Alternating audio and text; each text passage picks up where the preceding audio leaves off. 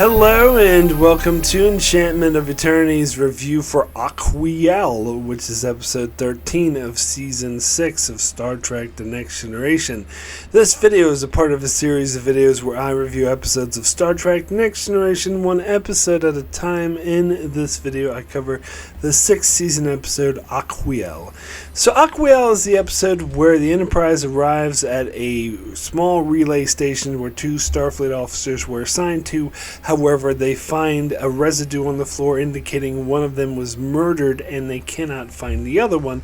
They find DNA of the junior officer Aquiel Unare, so they assume it's her who was killed. However, when they confront the Klingons about it, because there was evidence that Klingons entered the space station, the Klingons get defensive and say, oh, we did not kill this junior officer and we'll prove it to you, and they show her bring Aquiel Unare to them, that she is very much alive. However, at this stage, Geordi had went through all of her personal files in order to try to find evidence. So when he greets her, he feels like he knows her, but then he has to reveal he went through all her stuff, and she feels a bit exposed because of this. But the two of them do soon after form a romance. However, Riker's not a fan of this because she is a suspect in the other officer Rocha's murder. So, eventually when Beverly is analyzing the remains, she finds that it is not in fact human remains, but it is a coalescent organism that is a being that absorbs or kills someone and then takes their form. And so she speculates that this organism had taken over Lieutenant Rocha. So when he came on board the station, it wasn't in fact Rocha, it was that coalescent being posing as him. And so they suspect that the being had either absorbed Aquiel or the Klingons, so both are being held prisoner, while Geordi continues to study the logs with Aquiel's dog. However, the dog turns out was in fact the coalescent being, as it turns into a blob and tries to absorb Geordi, but Geordi manages to kill it with a phaser before it is able to. So Aquiel is then absolved of the murder, and Geordi offers to pull some strings to get her on the Enterprise, but she declines the offer, saying that she'd rather get there on her own merits. And then we never ever see her ever again.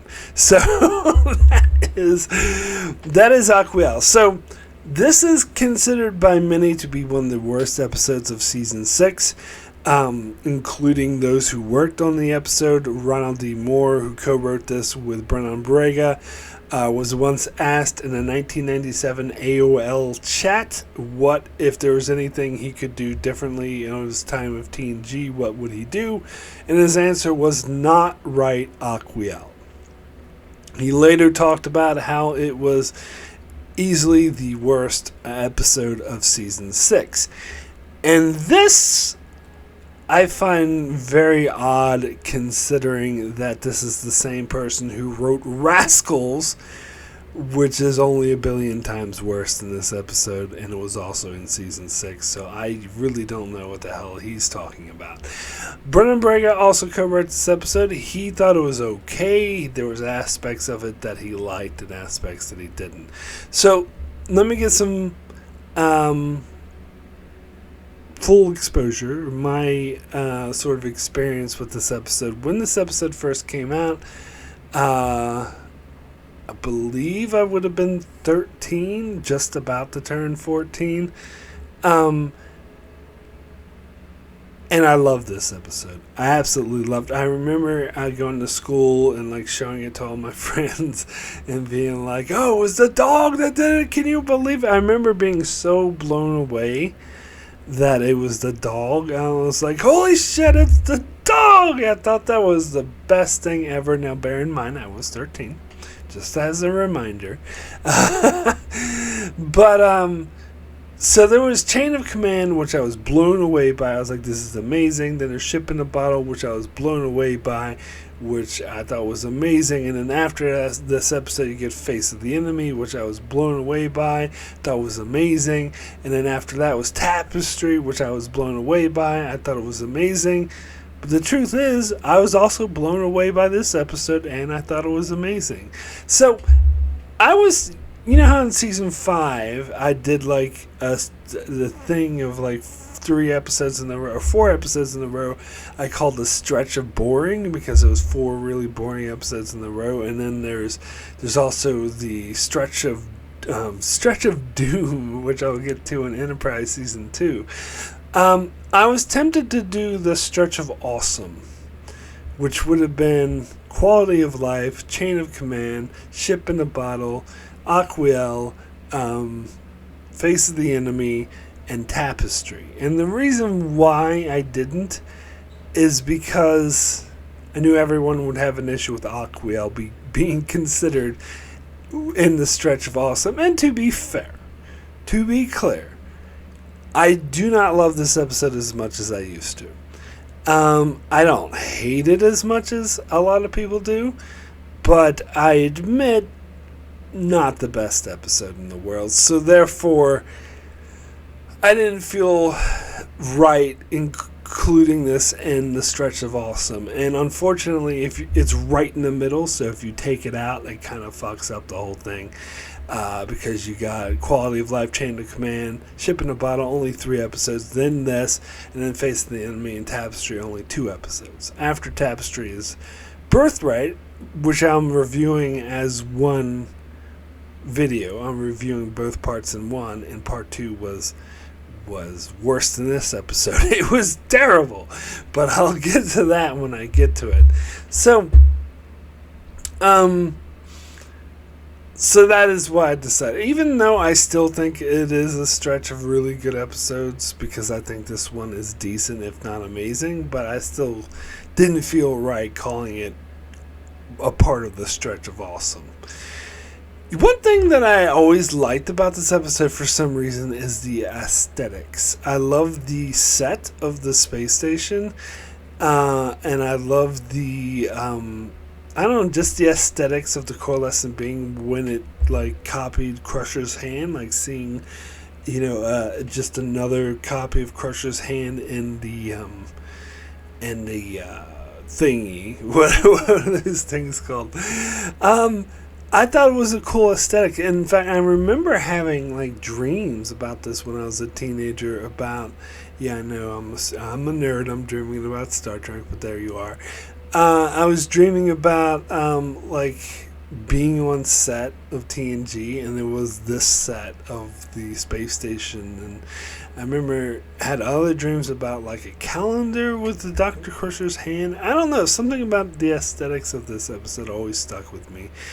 It just seems like your normal Starfleet, set. But I don't know. I just like the set, and I like the exterior shots of the model of the space station. It's only a model. I thought that was good too. And I like the concept of 2 people being alone on the space station.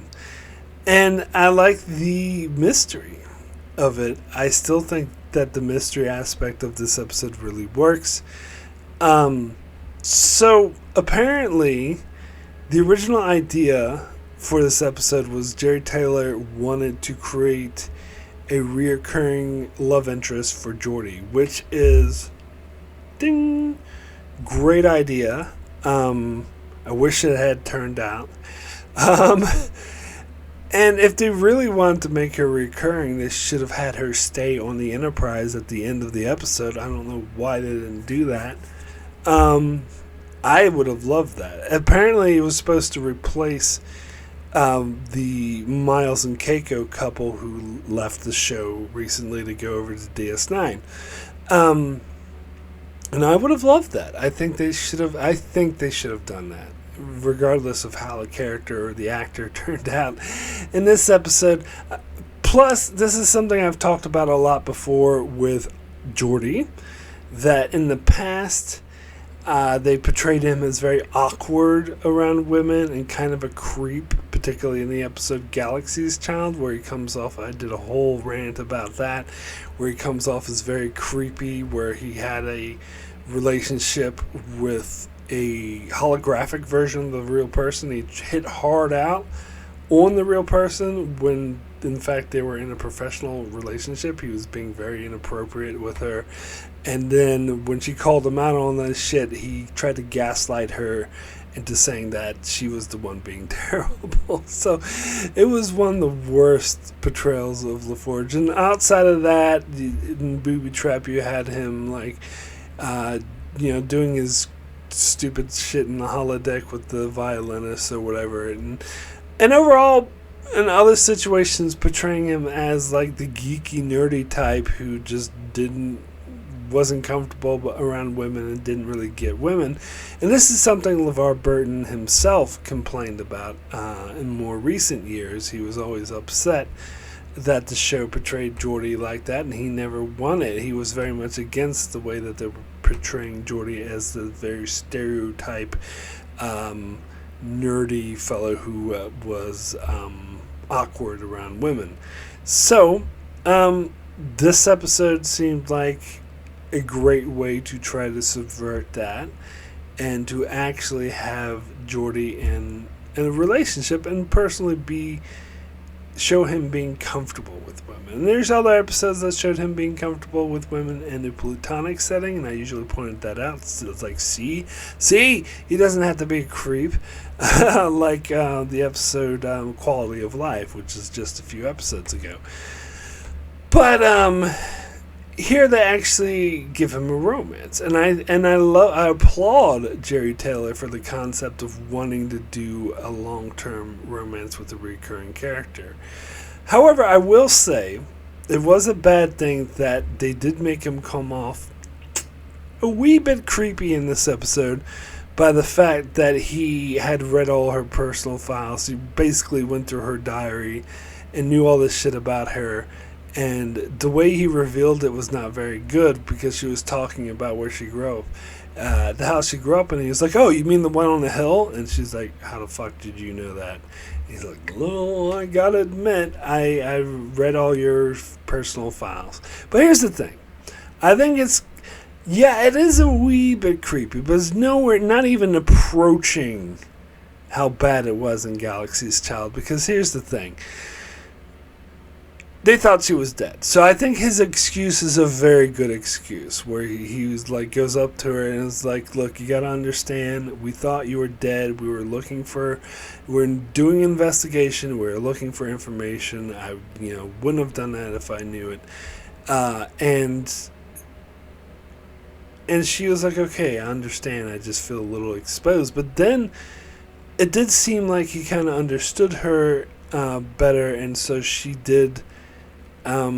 I did buy that she was attracted to him, because he seemed to understand her, and they seemed to like hit it off.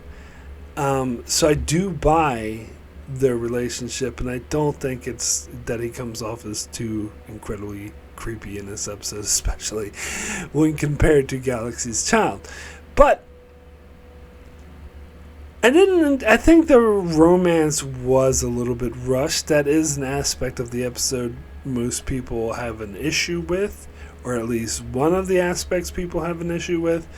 And I can definitely see that. This is something I didn't mind when I was 14 or 13, but older as an adult, I kind of see that it did seem a little rushed. Just Geordi said, "Oh yeah, by the way, I read all your diaries," and then a couple minutes later they're making out. Well, to be fair, I think it was a couple scenes later. It was like the next day, but still,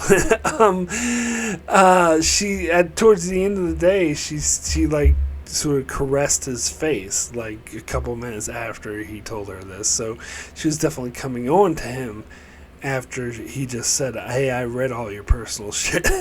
So maybe it's a little bit off, but the larger point is they didn't really spend that much time on them.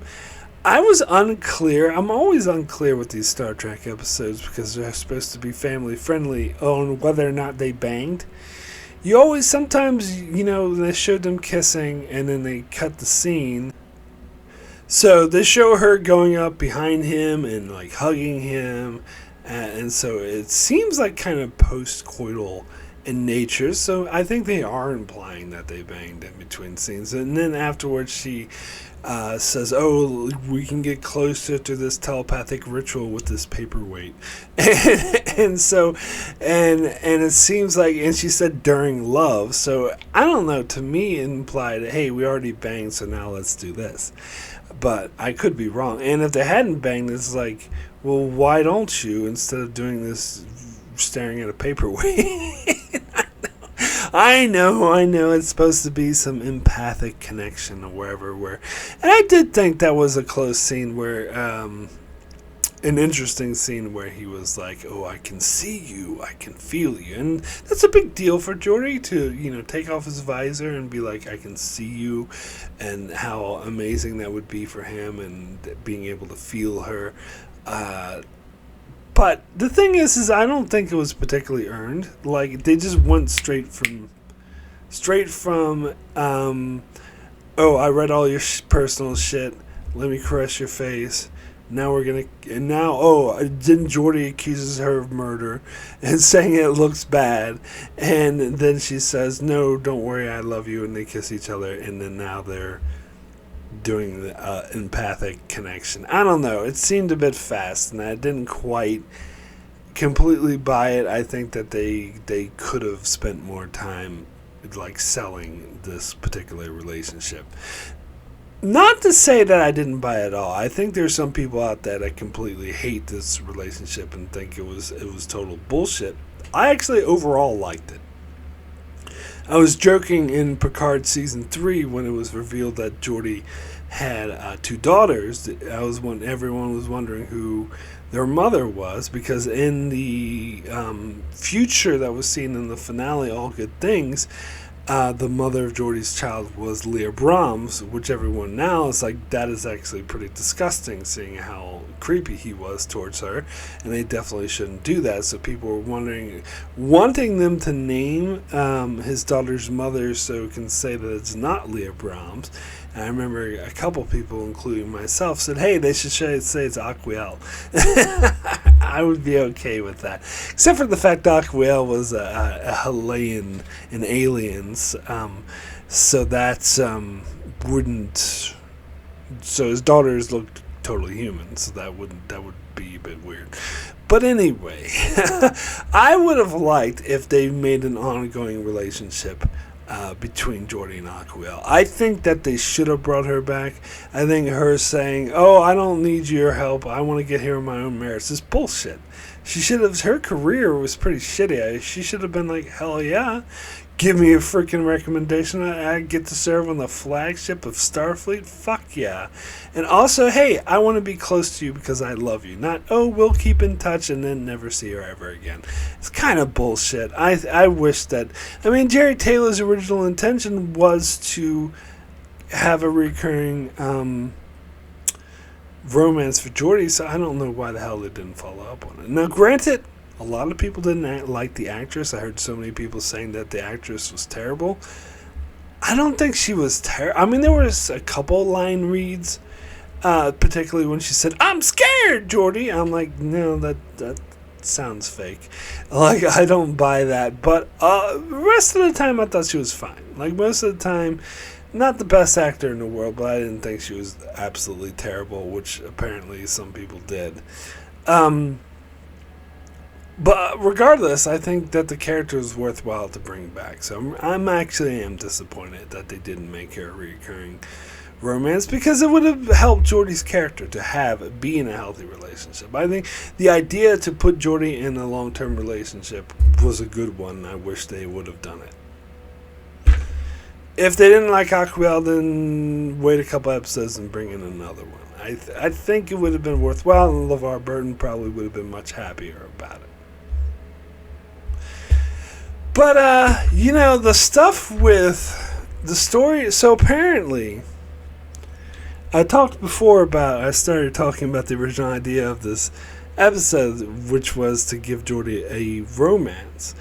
But apparently they found direction with the plot with, I believe it was Michael Pillar's suggestion, was to base it off of a classic film called Laura, which I've never heard of because I don't really watch those classic detective noir films, but of course Michael Pillar is totally into them.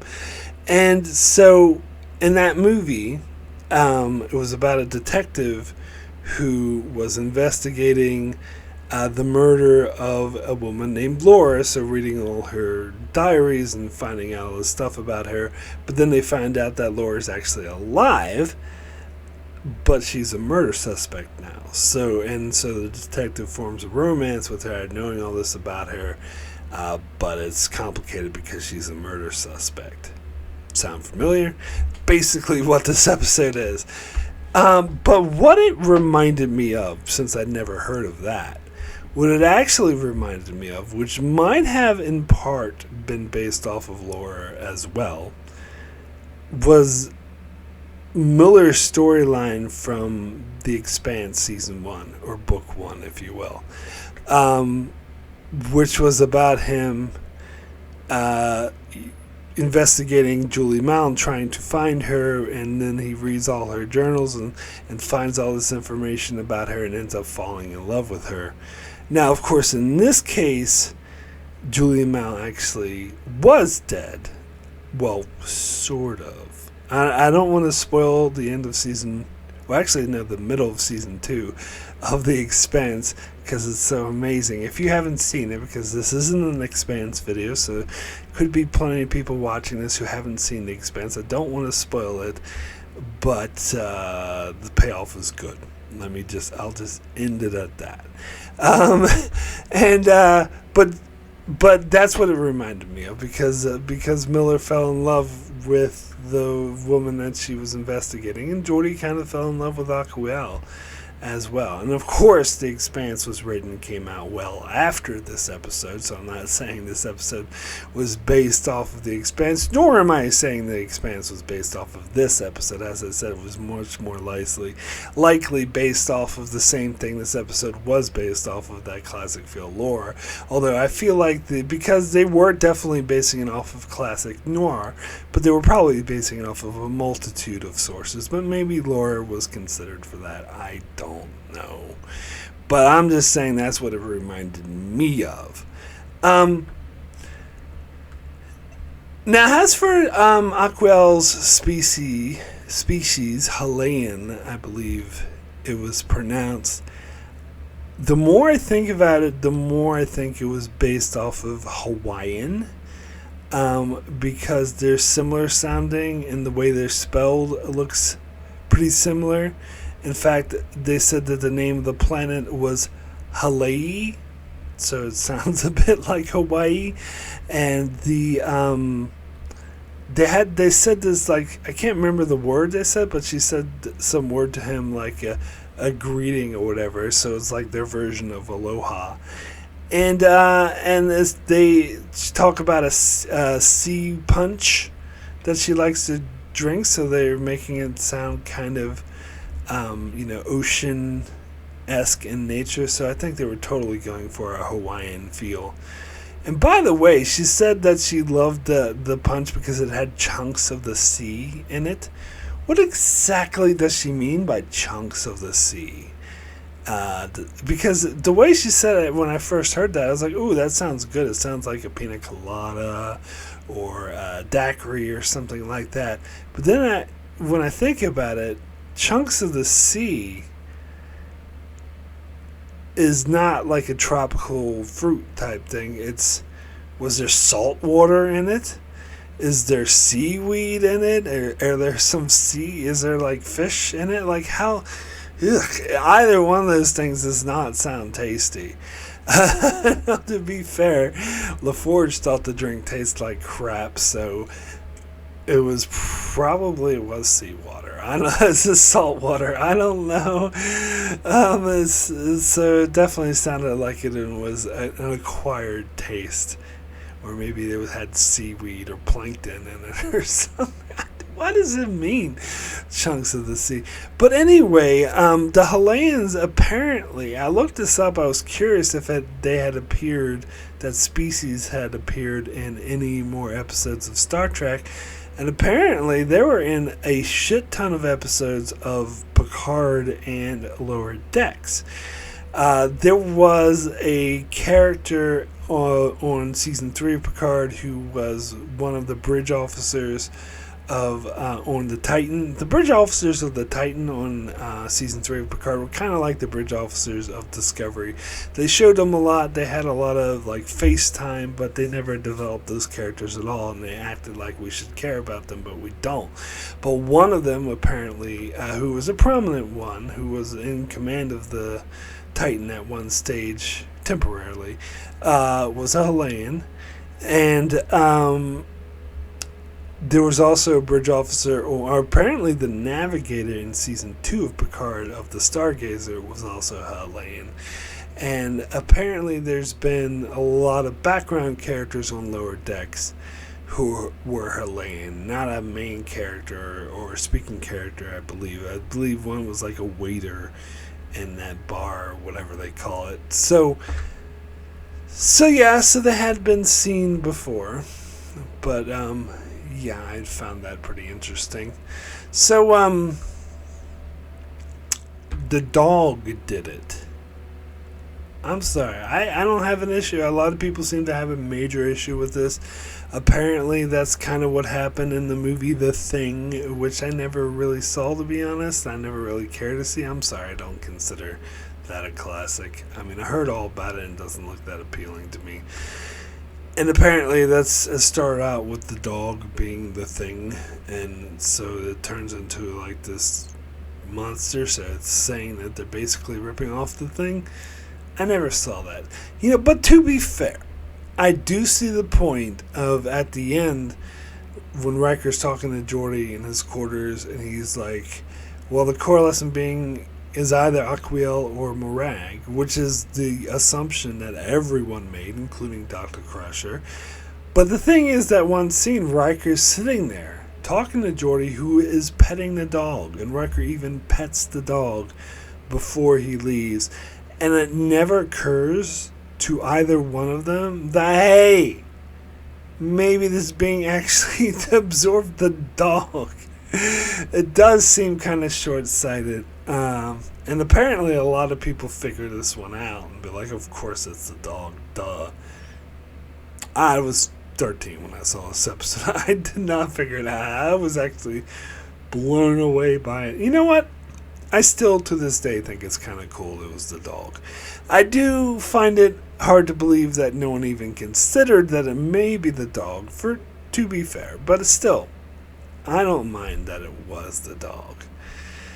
Now, as for the Klingon aspect of it, like, apparently that's Ronald D. Moore's favorite aspect of the episode, and I was okay with it. I don't know, it portrays him as a little bit too hostile. I did like the scene where Picard was kind of manipulating the Klingon into cooperating, where he was like, "Oh, I'm so sorry to bother you. Never mind. I'll go to Gowron. He'll help me out because I was his arbiter of secession. I'll make sure to mention your name to him." That was kind of a cool scene, I will admit. But yeah, it does seem like, why would a Klingon get bored if constantly threaten the Federation or Starfleet communication space station? Why would he be on board to try to steal their secrets? I don't know. That just seems a bit... I think they're portraying their relationship as a bit more hostile than it had been portrayed in the past. Because they've been exchanging officers in the past. But anyway... yeah, I do believe that's pretty much all I have to say about this episode. I think it's a lot better than people give it credit for. Anyway, I would now like to thank all those that support me on Patreon. I'd like to give a big special thanks to Brandon Neilhouse. Thank you all so very much for all the support you've given through the years. I'd also like to give a shout out to Antarius, Greg Marley, Francisco, Chuck Hooks, Kyrie091, Anthony D. Benedictus, Ricky, Matty Jester, Joel Files, Alessandro Miguelcio, Norman Buckwald, Stephen Kennedy, Britton Berg, and Allison Fordyce. Thank you all so very, very much for your support. Alright, so we have a few patron comments on this episode. First comment is from Stephen Kennedy, who says, "This may be the first time that I'm upping my rating. All I remember about this episode is the boring romance and the rip-off attempt from a classic movie, The Thing. The romance part wasn't as bad as I remember, however, The Thing rip-off was still awful. The Thing tries to absorb Geordi, and of course, it is a dog. The Klingon Morag was a waste of time. He was there to just build tension with no conclusion at the end of the episode. I will give Riker a pass in this episode, so my rating is a 5. At least the X-Files did a better attempt at the Thing in the episode Ice out of 10. So, I don't think the Klingon was a waste of time. I think he was there to be a misdirect, to make you think that a possible murder suspect, which I think does serve a useful purpose in the plot, does thicken the plot, as they say. So I actually thought he worked well. Now, as for The Thing, I mentioned before that I have not seen that movie. I have seen a lot of descriptions and reviews and trailers and stuff, so I am familiar with it and I know what happens in it. And I don't think that this was a rip-off of The Thing. I think that's too strong. It's just, yes, the dog happens to be the murdering monster, but that's it. That's where the similarities end. It's more of a rip off of that movie lore. It's just no one's really heard of that movie. It seems to be more directly inspired by that. Whereas the X-Files episode that you mentioned, Ice, was a rip off of The Thing. It pretty much exactly did the plot of people being trapped in a polar station and being unable, and there's some monster going around posing as the people so they don't know who is who, and it's killing people. So that is definitely resembles The Thing a lot closer in this episode. And for the record, I like this episode better than Ice. So I just never. I always wondered why that was one of the most popular X-Files episodes. I actually thought it was boring, and it wasn't terrible, but definitely wasn't my favorite. But I know I'm an oddball. That is just me. But I will say, Ricky responded to Stephen Kennedy's comment saying, "Absolutely, Ice in the X-Files was one of the great Monsters of the Week episodes and not cheesy. Totally agree there." Yeah, I didn't hate it. It was fine, but I don't know. I thought it was kind of boring. That is just me. I'm outnumbered. And then again, I don't really like The Thing either, so. Anyway, next comment is from Ricky. He says, "I actually like this episode. I mean, come on. Finally, Geordi gets a girl and does so in a bit of a creepy way. I actually like the scenes between Geordi and Aquiel. I can see the chemistry between them. I just wish that she was a recurring character like they did with Cassidy from DS9 with Cisco. Also, I think the plot was good enough to follow, and I like that it totally caught you off guard, that you would think the love interest committed the crime, but instead it was the dog. Come on, that was a pretty good plot twist and original. So yeah, I like this episode mainly for Geordi finally getting lucky. So 7 out of 10. Yes, well, as I mentioned, I totally agree that they did Geordi dirty. In fact, even LeVar Burton agrees that by making him always strike out with women, so it was satisfying to finally see him, hook up. But I don't know if I agree that their chemistry was great, just because I think the actress who played Aquiel didn't do the best job ever, and that maybe they could have built up their relationship more.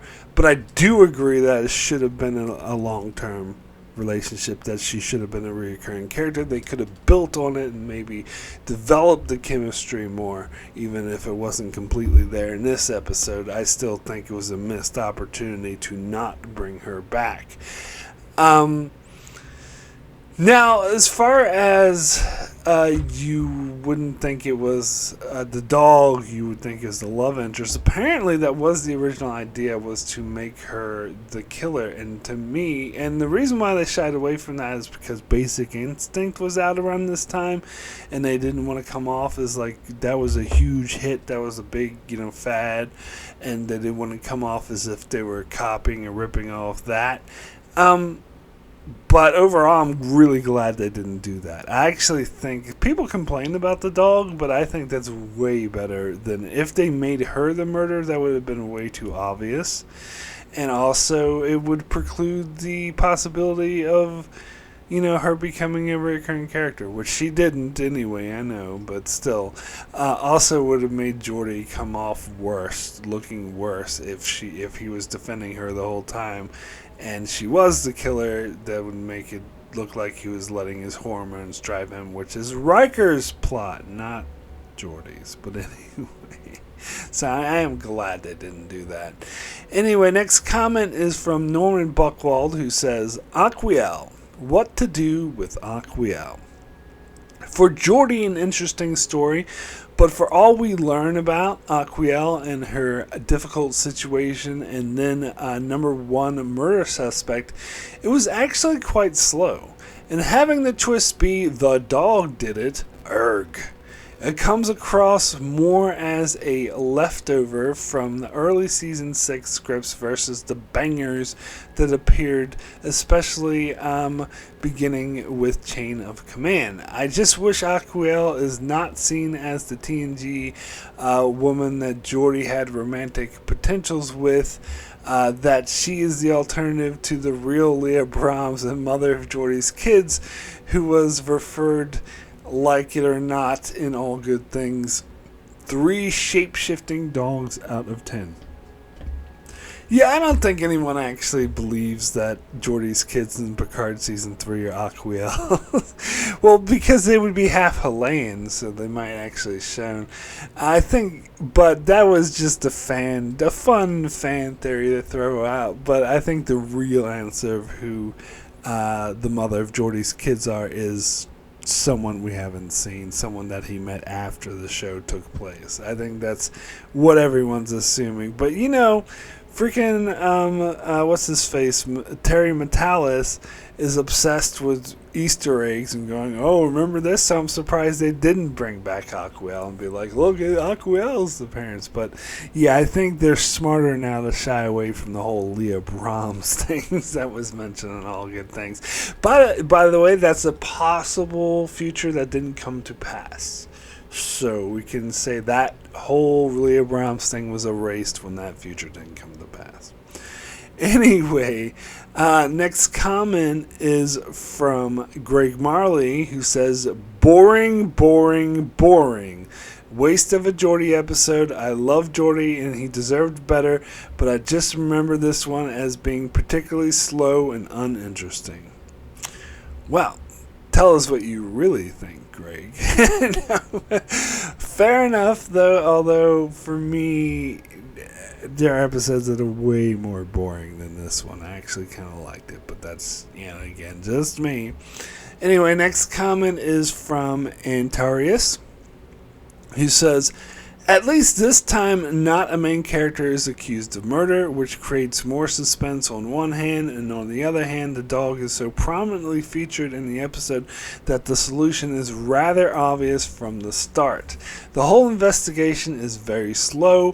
Why don't they advise the computer to search for keywords in the logs instead of listening to all of them one by one? Or why is Geordi the only one listening to the logs? They should have appointed some more crewmen and divided the logs between them. Worf is acting unprofessional. Why is he touching the phaser in the in the shuttle so potential fingerprints and DNA traces are messed up? Riker is totally right. Geordi is too personally involved to remain part of the investigation. I like the return of the Klingons. We haven't seen them since the episode Reunion, and the way Picard is using the threat of contacting Gowron to get what he wants was great. So my rating is a 5 out of 10. I think you probably mean Redemption, not Reunion, because the Redemption was after Reunion, and that was a heavily Klingon episode, so maybe that's what you meant. But so let's see. Riker being totally right that Geordi's personally involved, I actually disagree with that. I'm going to have to humbly disagree, because that whole scene when Riker went in and was like hounding Aquiel and being like, he was like, oh, you had a murder suspect, why isn't this adding up, we know this, and he was like flat out like hard on accusing her of murder, basically saying, oh, it looks bad, you're definitely the murderer, you did it, and he's hounding her. And then Geordi's like, whoa, and points out makes valid points of, whoa, we don't know this, this is possibly true.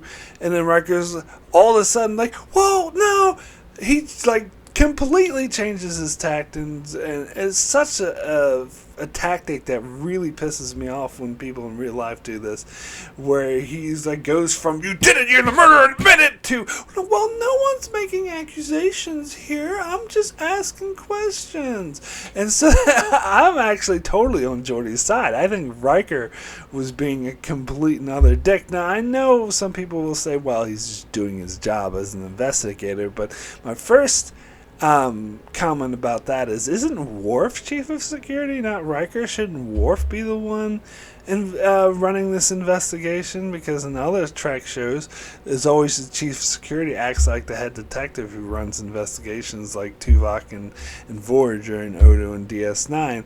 So shouldn't Worf be the one asking the questions and not Riker? I mean, I'm not saying, I'm just saying. But on top of that, like, yeah, you could say he's just running an investigation. He's trying to be... I think they're trying to make it too much like a typical noir, where the detective, gruff detective, like, interrogates the witness and is like, rah, rah, rah.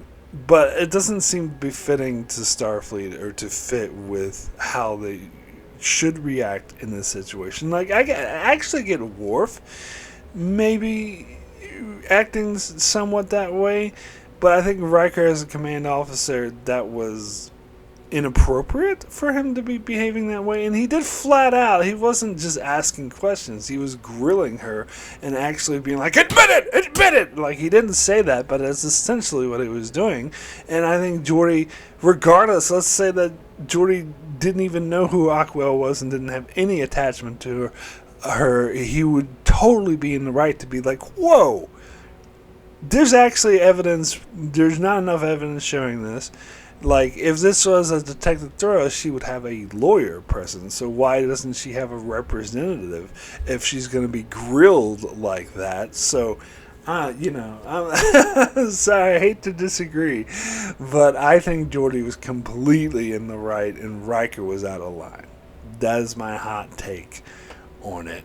But anyway, thank you so much, patrons, for your comments. Although, as I predicted, all of you except for Ricky liked this episode a lot less than I did. But that is perfectly fine and expected. So my rating for Aquiel out of 10, it's going to be a 7. Very good. I know some people may think I'm being a bit overzealous here by giving it a 7. A lot of people seem to really hate this episode. At least I didn't give it an 8. To be honest, I was thinking of giving it a 6, but I actually like this episode. I don't care what other people say about it. I think, yes, the character of Aquiel like the actor who played her wasn't the best, and they could have developed her relationship with Geordi better, to be sure, and it was a bit cheesy. You know, Riker saying, "I think you're letting your personal feelings get in the way," blah, blah, blah. Like, and, yeah, they could have done more to develop the coalescent being, and the monster did seem to kind of pop up towards the end. But I like it. I thought it was an effective mystery. I was engaged throughout, and I'm sorry, but I liked the reveal of the dog. And when the dog did it, I thought that was impressive. And at least they're trying to give Geordi a normal relationship. I applaud their effort in that regard, and I think that they should have kept her around. That is just me. So, yes, 7 out of 10. Bless me, I know, but there we go. I can't believe anyone, especially the writer of these episodes, would think that this is worse than Rascals. Rascals is clearly a billion times worse. But anyway, that is it for my review of Aquiel. So coming up next on my channel Thursday, be my review for Captive Pursuit, going back to DS9. Saturday, I'll be over on Patreon to revisit my review for Face of the Enemy. Monday, back on my main channel with the public review for Tapestry. And then on Thursday, back to DS9 with my review for Q-Less. So that's what's coming up on my channel. Be sure to check it out as I continue to cover Star Trek The Next Generation and Star Trek Deep Space Nine and many other shows as well. So be sure to subscribe so you can keep up with all of that. And thanks a lot for watching.